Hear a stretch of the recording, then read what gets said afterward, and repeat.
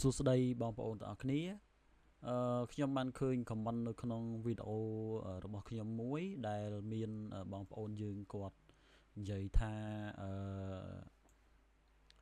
គាត់រកវិធីបំបែកសំឡេង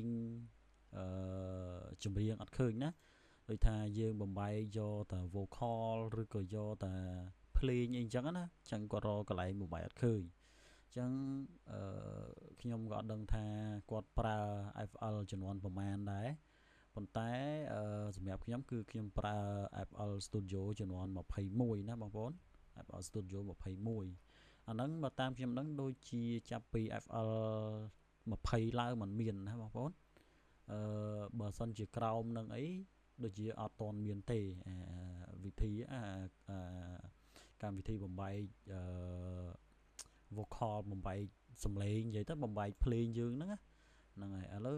ខ្ញុំធ្វើវីដេអូប្រាប់ម្ដងទៀតសម្រាប់បងប្អូនដែលអត់ទាន់ចេះណាកាលមុនខ្ញុំធ្វើហើយម្ដងហើយប៉ុន្តែគេលោថាបងប្អូនក្រោយដែលគាត់អត់ទាន់បានដឹងអីចឹងណាអញ្ចឹងក៏រកវិធីបំបែក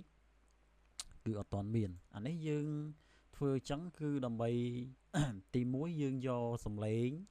ពីចម្រៀងរបស់គេហ្នឹងយើងយកទៅ remix ណាវាងាយស្រួលទី2យើងអាចយកភ្លេងរបស់គេហ្នឹងយកទៅធ្វើជាភ្លេង cover ឬក៏យើងយកច្រៀងលេងអីចឹងណាកុំឲ្យពិបាករកភ្លេងសុទ្ធអីចឹងគេលោគេអត់មានអីចឹងយើងអាចបំបែកយកខ្លួនឯងបានអញ្ចឹងណាអញ្ចឹងឥឡូវខ្ញុំមានចម្រៀងមួយបទហើយចម្រៀងនេះគឺជា original song របស់ក្រុមខ្ញុំតាំងពីយូរមកហើយខ្ញុំធ្វើយូរហើយអញ្ចឹងខ្ញុំ play ឲ្យបងប្អូនស្ដាប់បន្តិច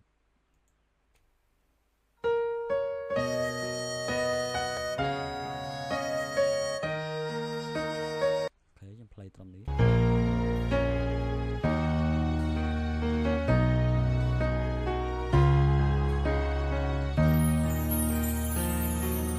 នៅថ្ងៃនេះយើងត្រូវបែកគ្នាហើយអូខេអញ្ចឹងយើងបានចម្រៀងអញ្ចឹងមកហើយបន្ទាប់មកបងប្អូនខ្ញុំបរិចឲ្យធំចេះដើម្បីឲ្យបងប្អូនងាយស្រួលមើលនេះបងប្អូនទាញមករបស់យើងមកឲ្យមកចំជ្រុងនេះនិយាយមកចំជ្រុងនេះមកចំជ្រុងខាងឆ្វេងខាងលើនេះដើម្បីឲ្យវាចេញសញ្ញាចង្អុលដៃចេះណាពេលដែលចេញសញ្ញាចង្អុលដៃបងប្អូនคลิกមកឆ្វេងយើងធម្មតាមកចឹងមកបន្ទាប់មកបងប្អូនមើលមកខាងនេះចឹងបងប្អូនឃើញពាក្យថា extract stem from sample ប៉ុន្តែខ្ញុំបញ្ជាក់អាហ្នឹងបើសិនជា FL Studio បងប្អូនទៅតែ download ឬក៏set up ហើយថ្មីអីអាហ្នឹងអាចអត់មានណាអញ្ចឹងវាមានពាក្យកន្លែងនេះមួយនេះវាពេលដែលយើងចុចមកហ្នឹងមកវាមានដែរមិនគ្រាន់តែថាវាអត់ទាន់បំបែកបានអញ្ចឹងវាមានតែពាក្យហ្នឹងទេអញ្ចឹងពេលដែលយើងចុចពាក្យហ្នឹងមកគឺវាឲ្យ download អញ្ចឹងបងប្អូន download មកវា load នៅកន្លែងនេះណាកន្លែងហ្នឹងណាឥឡូវសង្ឃឹមថាបងប្អូននឹងយល់ហ្នឹងហើយអញ្ចឹងឥឡូវខ្ញុំបំបែកឲ្យបងប្អូនមើលអញ្ចឹងបងប្អូនយកកន្លែងពាក្យ extract stem from sample ហ្នឹងមកចុចមកបន្ទាប់មកបងប្អូនចង់បានអីខ្លះអញ្ចឹងអានេះវាបំបែកបានជា4ឲ្យយើងវាបាន drum វាបាន bass វាបាន instrument ណាហើយនឹង vocal បើសិនជាបងប្អូនចង់បានទៅ vocal ទេបងប្អូនបិទទាំងអស់មកបងប្អូនយកតានេះមួយមកណាទៅ vocal ទេបើបងប្អូនចង់បានទាំងអស់ចេះបងប្អូនបើកវាទាំងអស់ចេះមកបានហើយណាបន្ទាប់មកបងប្អូន extract មកណាចុច extract មកហើយរងចាំវាមក plate សិនទៅអានេះបើសិនជាកុំព្យូទ័រយើង CPU វាចំនួនខ្ពស់អីវាលឿនតាមនឹងដែរអញ្ចឹងណាបងប្អូនប៉ុន្តែបើខ្ញុំនេះវាចំនួននេះទៀបដែរអត់ទាន់បាន update ទេអញ្ចឹងវាយូរបន្តិចដែរអញ្ចឹងចាំមក plate ទៅចាំមើលលទ្ធផលទាំងអស់គ្នាអូខេឥឡូវបានហើយអញ្ចឹងបងប្អូនអាច play ស្ដាប់មើលអានេះជា drum អញ្ចឹងណានេះវាដាក់ឲ្យអី drum bass instrument vocal អញ្ចឹងយើង play ម្ដងមួយអីចឹងមកណាបងប្អូន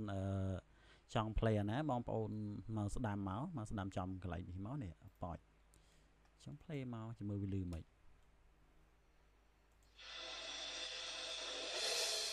អូនេះ effect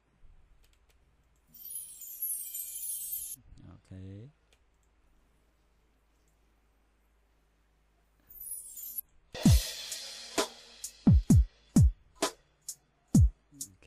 ប៉ុណ្្នឹងហើយចឹងបងប្អូន play បាសមកដោយសារតែបទនេះវា kick វាអត់ពេញទាំងអស់ទេ kick វាតែមួយកណាត់ក្រោយនេះណាចឹងកន្លែងត្រាំគឺវាចេញបានតែប៉ុណ្្នឹងទេអានេះបាស